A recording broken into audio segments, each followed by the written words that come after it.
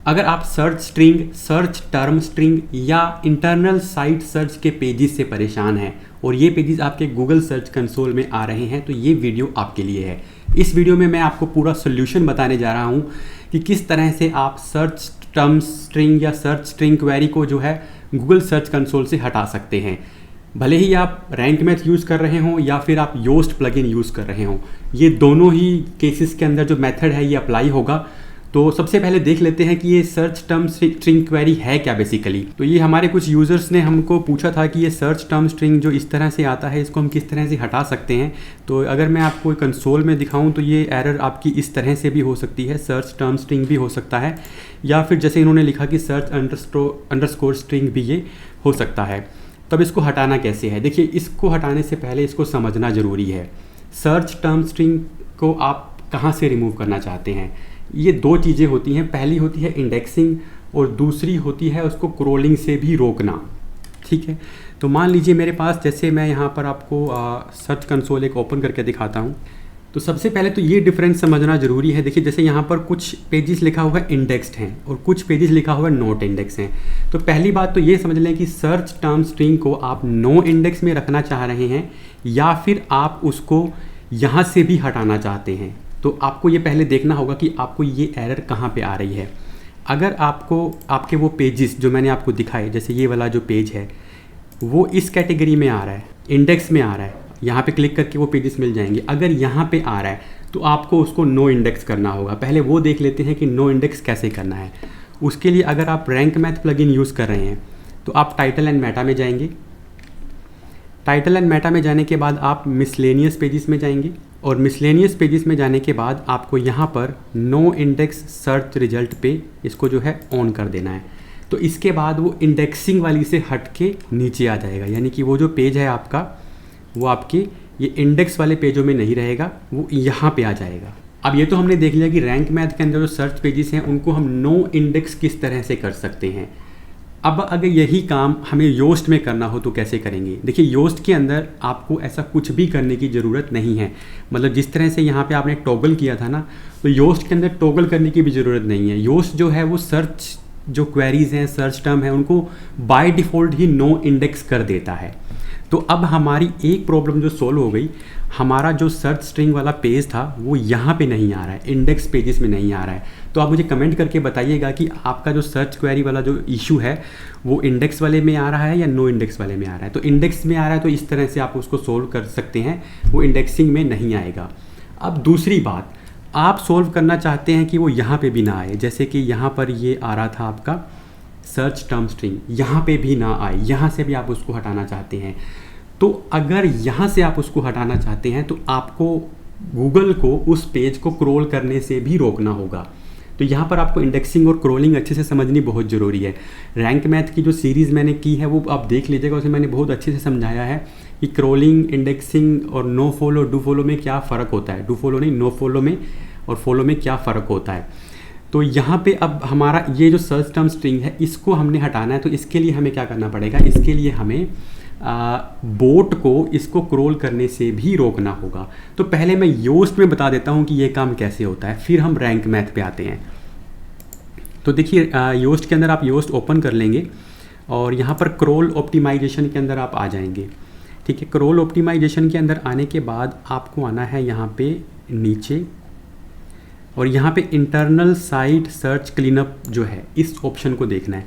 पहले तो इसको टॉगल करके ऑन कर लीजिएगा, इसको ऑन कर लेंगे। फिर आपको यहाँ नीचे आ जाना है prevent crawling of internal site search URL और इसको ऑन कर देना है। तो अब ये क्या करेगा, जितनी भी सर्च वाली जो क्वेरीज़ हैं उनको ब्लॉक कर देगा। और ब्लॉक कैसे करेगा, ये एक डिसअलाउ रूल ऐड कर देगा आपकी robot.txt फाइल में। आप मेक श्योर कर लीजिएगा इसको भी आप ऑन कर लें, क्योंकि ये जो है अलग अलग पैटर्न होते हैं सर्च के, तो उनको एक ही पे रीडायरेक्ट कर देगा। तो यहाँ से जैसे ये वाला पैटर्न बन गया तो इसको हम इसकी हेल्प से रोक सकते हैं। अब योस्ट के अंदर ये काम सिंपल है, आपको बस इसको ऑन करना है, सेव करना है और सेव करेंगे तो फिर रिजल्ट क्या आएगा मैं आपको दिखा देता हूँ।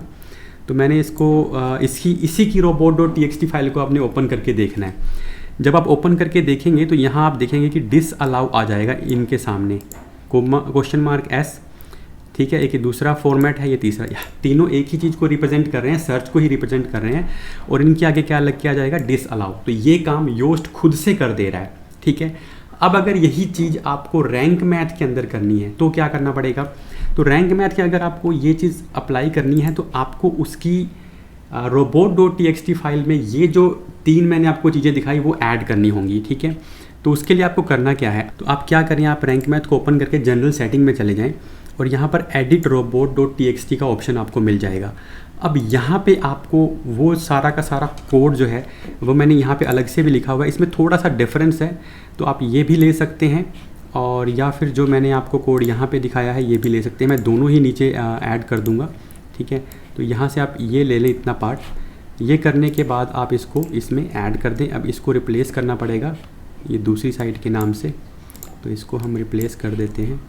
तो कहने का मतलब है कि ये जो डिसअलाउ है ये आपको पूरा का पूरा जहाँ पे भी आप रैंक मैथ यूज़ कर रहे हैं उसकी robot.txt फाइल में जाके ऐड कर देना है।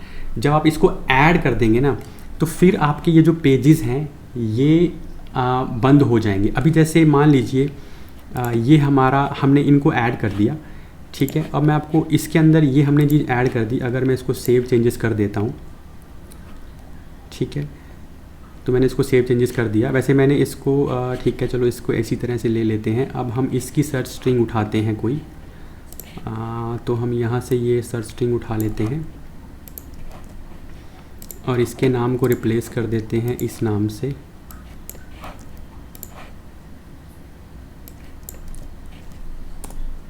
अब देखिए इसको हम टेस्ट भी कर सकते हैं। हमें ये देखना है कि क्या क्रोलर इसको क्रोल कर पा रहे हैं या नहीं कर पा रहे। तो उसके लिए एक वेबसाइट है, SEO मैटर है, इस पर जब आप रखेंगे तो देखिए मैंने एक दूसरी साइट के लिए इसको टेस्ट किया था तो ये क्रोलेबल नहीं था, बट हम इसको भी टेस्ट करते हैं। तो हमने इसको सबमिट किया, देखिए पूरा का पूरा साइट क्रोल नहीं आ रहा, बट ये आपको नहीं देखना है। आपको यहाँ पे जो है सर्च स्ट्रिंग रखनी है अपनी और यहाँ से टेस्ट करना है इसको। तो ये देखिए अब ये बता रहा है कि जो आपका गूगल क्रोल है वो भी डिसअलाउ है और ये इस रूल की वजह से है। और नो इंडेक्स पहले से हमने किया हुआ है क्योंकि नो इंडेक्स के अंदर तो वो आ ही रहा था, ठीक है। तो इस तरह से आप सिंपली आपको करना क्या है, अगर मैं इसको पूरा समराइज़ करूं तो आपको अपनी robot.txt फाइल को ओपन करना है, तो जो भी आप यूज़ कर रहे हो, ठीक है। तो हम यहाँ पे हमने ये ओपन किया और robot.txt फाइल के अंदर ये जो कोड है ये ऐड कर देना है। वैसे तो इससे ही काम हो जाएगा, बट कई बारी अलग अलग तरह के फॉर्मेट्स में सर्च होता है, तो ये भी हो सकता है, ये भी हो सकता है। तो ये तीनों ही ऐड कर लीजिएगा। इन तीनों को ऐड करने के बाद ये क्रोल होना ही बंद हो जाएगा। जब ये क्रोल होना बंद हो जाएगा तो फिर आप देखेंगे कि ये यहाँ वो हमने नहीं देखा है, ये जो एक्सक्लूडेड बाय नो इंडेक्स कहीं भी नहीं आएगा। अभी वैसे इसका लास्ट क्रोल 21 फरवरी है, लेकिन ये आगे क्रोल हुआ या नहीं हुआ रिसेंटली वो हमने नहीं देखा है। तो ये क्रोल होना जो है बंद हो जाएगा। अगर आपका इस पर कोई डाउट है तो मुझे बताइएगा। कुछ और अगर इन्फॉर्मेशन ऐड ऑन करनी होगी तो मैं इसके ऊपर एक नया वीडियो बना दूंगा। और आई होप आपको ये समझ में आया होगा। इशू ज़रूर बताइएगा कि आपको ये इशू इंडेक्स वाले में आ रहा है या नो इंडेक्स वाले में आ रहा है। मिलते हैं आपसे नेक्स्ट वीडियो में।